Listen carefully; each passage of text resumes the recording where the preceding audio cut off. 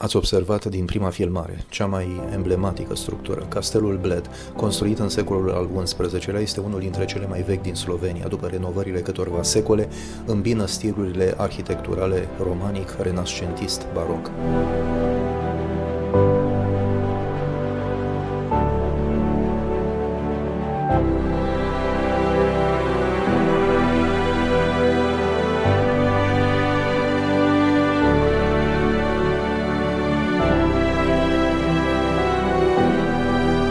Mă simt ca la începutul turismului de aici din Bled, pelerini care veniseră să vadă Biserica Adormirea Maicii Domnului de pe insulă.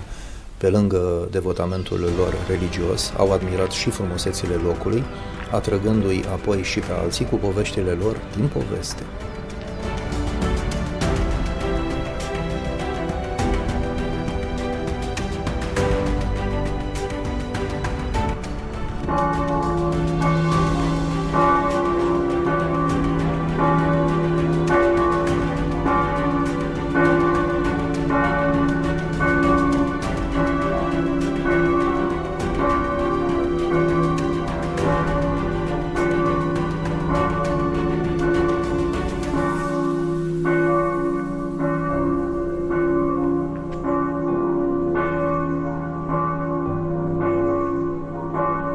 În inima lacului Bled se află această insulă mică și pitorească, adăpostind Biserica Adormirea Maicii Domnului, cu turnul său emblematic, legende locale, clopotul dorințelor, clopotul scufundat.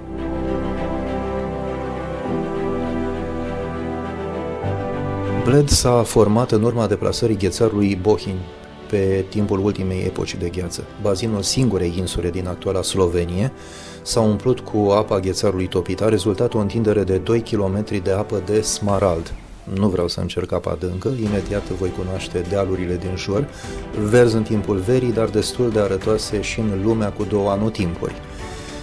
Nu pot filma deocamdată fundalul Alpilor Iulieni, vă înfățișez cromatic aparte, efect al ceții care îmi dă târcoale, doar până ajung în Alpii sloveni, acolo unde mă așteaptă zăpadă.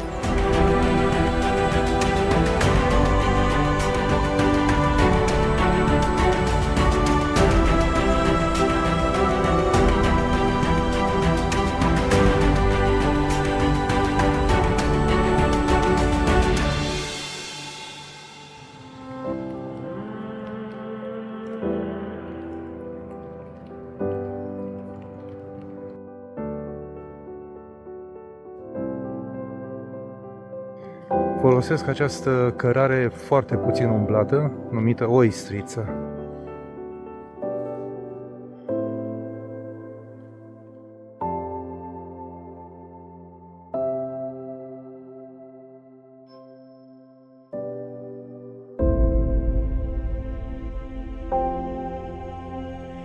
Văd și fulgi de zăpadă. Pentru a patra oară când sunt indus în eroare, 15 minute sunt de vreo 3 ori, înscrise pe acele panouri 10 minute acum.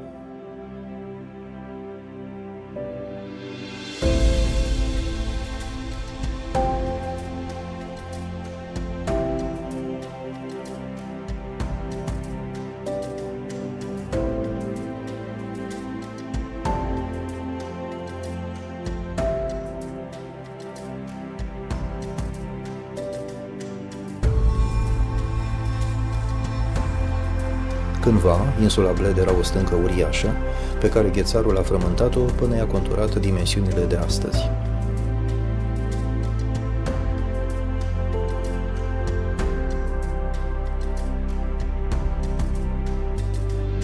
În loc să dorm, în condiții excepționale la care se gândise Sonia, copilul meu ieșit din comun, am făcut pe la miezul nopții un ocol al lacului.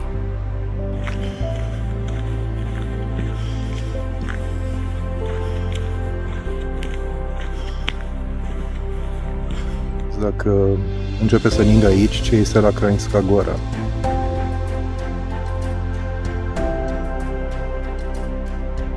Istorie, legende, semnificație culturală. Lacul Bled din Slovenia rămâne un loc în care trecutul și prezentul se împletesc într-o atmosferă unică și încântătoare.